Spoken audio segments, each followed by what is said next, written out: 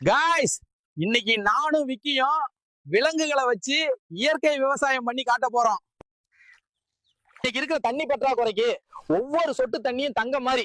அதனாலதானே சொட்டு நீர் பாசனம் போட இவரை வேலைக்கு வச்சிருக்கோம். பயிருக்கு தண்ணி வேணும்னு இவரை நம்புனா பயிர் காஞ்சி கருவாடா போன பிறகுதான் இவர் வந்து சேருவாரு போலயே. யோ, கொஞ்சம் வேகமா தான் போயேன்யா. கரண்ட் இல்லாம பம்பு செட்டு ஓடணுமா? இருக்கவே இருக்காரு நம்ம யானை என்ன பாருங்க. தண்ணி பாய்ச்ச தும்பி கையையே பைப் மாதிரி யூஸ் பண்றாரு. உருவம் தான் சின்னது, ஆனா இவங்க செய்யற வேலை பெருசு. கெட்ட நீரை வெளியே ஏத்தி நல்ல மண்ணை மேல கொண்டு வந்து விவசாயிகளுக்கு பெரிய உதவி பண்றாரு. மழை வரப்போறத டான்ஸ் ஆடி சொல்ற வெதர் ரிப்போர்ட்டர் இவர் தான். வறண்ட பூமிக்கு வரப்பிரசாதம் இந்த ஒட்டகம். தூரத்துல இருந்து தண்ணியை சுமந்து வந்து பயிருக்கு உயிர் கொடுக்குது பாருங்க. பாலைவன கப்பல்னு சும்மாவா சொன்னாங்க? ரசாயன உரத்தை போட்டு மண்ணே செத்து போச்சு. அதனால மேல இருக்கிற இலையெல்லாம் பறிச்சு போட்டு இயற்கை உரம் ரெடி பண்ணி உதவுறாரு பாருங்க. பெட்ரோல் விக்கிற விலைக்கு இந்த கழுதைங்களை வச்சு மூட்டை இழுத்தாதான் நஷ்டம் இல்லாம விவசாயம் பண்ண முடியும். பகல் டைம்ல மனுஷங்க தொல்லை அதிகமாயிடுச்சு.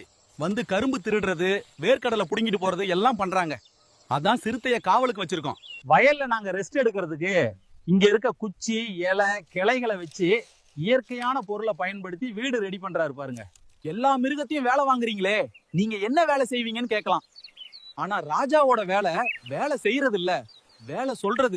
வீடியோ பிடிச்சிருந்தா பேஜ் லைக் பண்ணுங்க, மறக்காம இந்த வீடியோவை எல்லாருக்கும் ஷேர் பண்ணுங்க.